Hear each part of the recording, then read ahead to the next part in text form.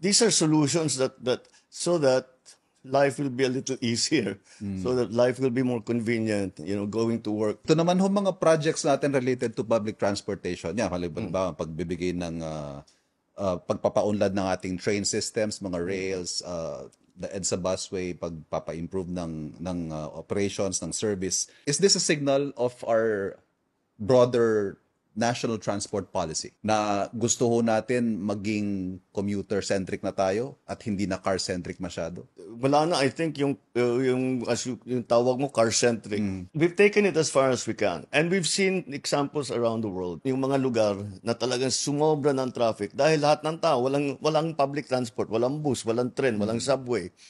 Eh, siyempre lahat kailangan bumili ng sasakyan. Bibili ng motor, bibili ng auto. Kaya nagkaka-traffic ng husto.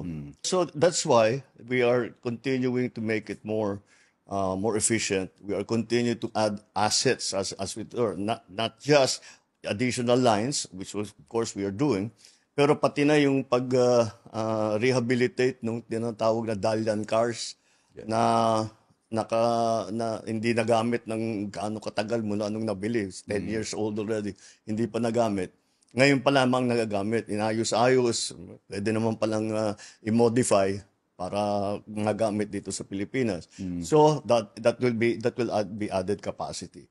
Pati mga kalsada, ginagawa natin. Ngayon lang tayo magkakaroon na tayo ng subway.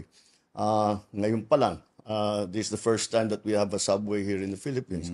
These are solutions that so that life will be a little easier, so that life will be more convenient, going to work. Ang usually sa planning, dapat ang commute should not be more going to work at saka pag-uwi. Dapat hindi yung one way hindi dapat lumampas sa 1 oras. That's the goal.